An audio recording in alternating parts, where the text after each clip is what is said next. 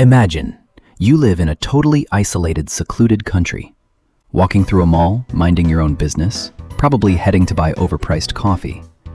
Then you see someone who looks different. Maybe their skin tone, their clothing, their hair texture. And for half a second, your brain goes, "Update, foreign ents detected." Your pupils dilate, you become acutely aware of your own existence, and curiously cautious of their existence. Congratulations, you've just experienced 50,000-year-old software crashing in a modern setting. You're not a bad person, you're just evolutionarily outdated.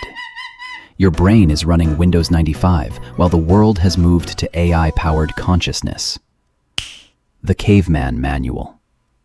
Let me take you back, way back, before dating apps, before supermarkets, when everyone ate scorpions, insects, and everything like Asians. And being weak meant certain death. When Neanderthals meeting Homo sapiens wasn't exactly a United Nations summit. They didn't shake hands and say, "Let's start a multicultural book club." But more like, "Your forehead slope looks suspiciously punchable." This wasn't racism. This was survival math. Different tribe equals possible threat. Maybe they want your food, your cave, your collection of interesting rocks. Your amygdala, that ancient panic button in your brain, doesn't care about political correctness. It just wants you alive to see tomorrow. Even animals get this. Zebras know, stripes good. No stripes, let's not mingle.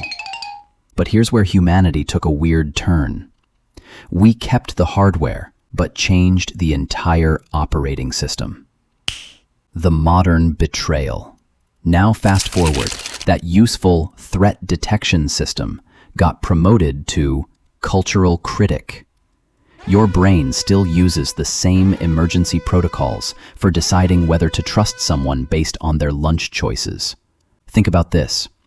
Raise a black child in a loving Asian family. Psych! They'll master chopsticks before they can walk, speak the language better than natives, know every spice in the kitchen, but walk down the street?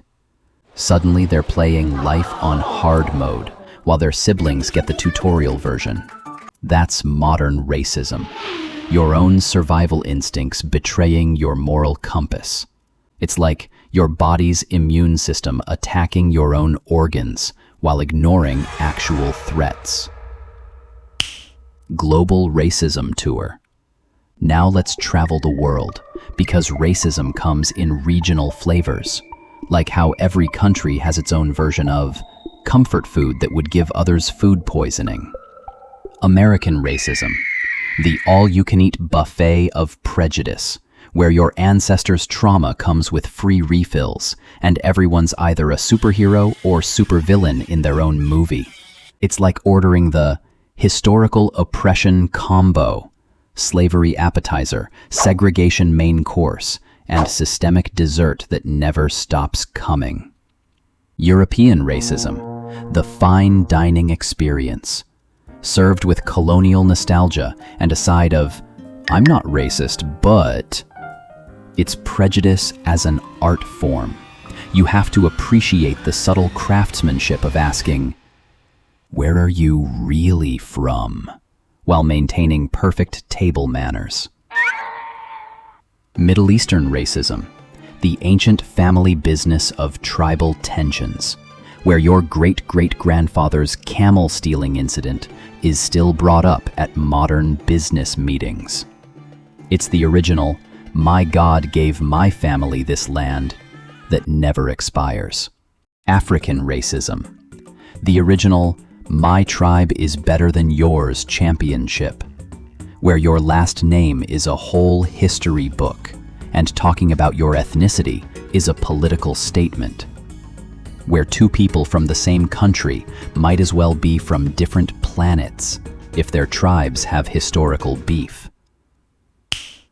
East Asian racism, the corporate ladder of prejudice, where your worth is calculated by skin tone percentage, nationality points, and whose ancestors invented something first. It's discrimination with an Excel spreadsheet. Everyone's ranked, graded, and there's always someone below you to feel superior to. South Asian racism, the family recipe that's been passed down so many generations. It's not just racism, it's the premium package. Casteism, regionism, skin toneism, and my dialect is purer than yours ism. It's like if you take all types of racism from the world and put them in a box, they'll evolve into this. The common thread. Every region thinks their racism is the reasonable one. The Balkans think their ethnic tensions are more historically justified. South Asia thinks their caste system is more spiritually profound. America thinks their race discussions are more intellectually honest. It's the global Delulu festival, and everyone brought their special family recipe of prejudice to share. Now, the uncomfortable truth. To truly understand racism, you must become racist first, not casually prejudiced. I mean grandmaster level bigotry. The racism athlete. You have to admit, black people are loud. White people are emotionally distant. Asians are overachievers. Latinos are dramatic. Middle Easterners are intense. Europeans are arrogantly progressive. Americans are naively optimistic. You have to master the art of turning every cultural trait into a character flaw, every difference into a deficiency. Then comes the beautiful paradox. When you hate everyone equally, you're not racist anymore. You've achieved prejudice equilibrium. The scales of judgment have balanced. You don't see race. You see 50 shades of disappointing. This enlightenment comes with a paradox, though, because now your prejudice has become so advanced, it shapes your opinion before anyone can even present themselves. Maybe you'll see a Chinese-looking guy doing the most Taiwanese thing imaginable, or meet the most American-looking person, jumps out of bushes anytime. Your labels become useless. Your assumptions backfire spectacularly. You realize you're not judging people anymore. You're judging your own imagination of them. The person in front of you disappears, replaced by the character you've already written in your head. The Oppression Olympics. It's the Oppression Olympics, and every region is fighting for gold in most historically justified prejudice. The competition is fierce, the judging is biased, and everyone loses, but nobody admits it. The cocktail tease. But you think this is the final level? You think you've beaten the game of human prejudice? Oh, my sweet summer children, we haven't even reached the boss fight. Wait until you see what happens when ethnic racism meets religious racism, when tribal hatred marries holy war and they start a family business. That's cocktail racism, the premium subscription, the ultimate expansion pack. That's when hating someone isn't just about their race anymore. It's prejudice with divine authorization.